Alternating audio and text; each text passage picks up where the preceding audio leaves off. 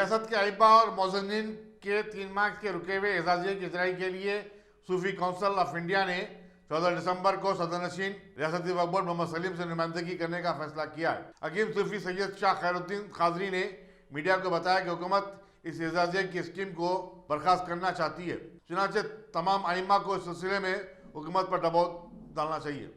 السلام علیکم رحمۃ اللہ وبرکاتہ۔ ناظرین کرام، ریاستی وقف بورڈ جو ہمیشہ اس کی ناکارکردگی کی وجہ سے سرخیوں میں رہا ہے اور عوام وقف بورڈ کی کارکردگی سے اتنے بدظن ہو چکے ہیں کہ ہر قدم پر وقف بورڈ کی جانب سے عوام کے حقوق کو پامال کیا جا رہا ہے۔ اور جیسا کہ ناظرین جانتے ہیں کہ آل انڈیا صوفی علماء کونسل آج قریب 1.5 سال سے ائمہ مؤذنین کے اعزازیے کے بارے میں مسلسل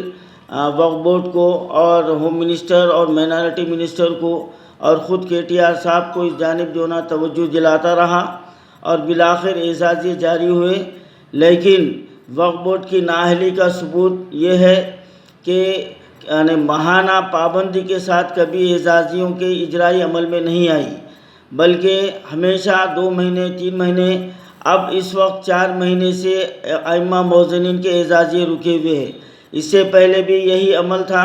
جس کی وجہ سے آل انڈیا صوفی علماء کونسل نے اپنے آواز کو بلند کیا، تو اس کے بعد میں پھر اعزازیے جاری ہوئے۔ لیکن آج 4 مہینے ہو چکے ہیں، ابھی تک اعزازیے جاری نہیں ہوئے۔ اور آج میڈیا کے سامنے ہم کو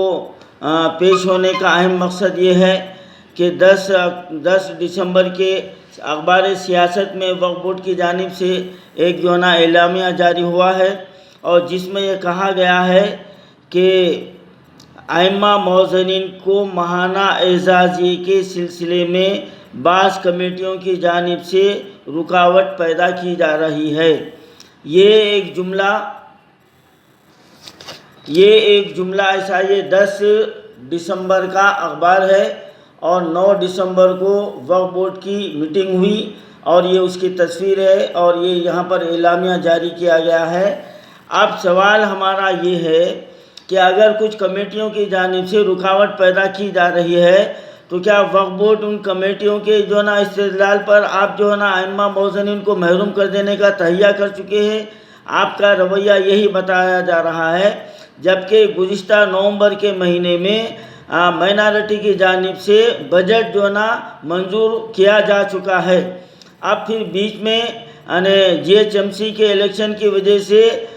رقومات کی اجرائی عمل میں نہیں آئی، لیکن اب رزلٹ آ چکا ہے، سب کچھ آ چکا ہے، آج 10 تاریخ ہو چکی ہے، لیکن ابھی تک اعزازیے جاری نہیں ہوئے۔ اس سے ہمارے وقف بورڈ کی نااہلی کا ظاہر ہوتی ہے، اور ہمارے چیئرمین محمد سلیم صاحب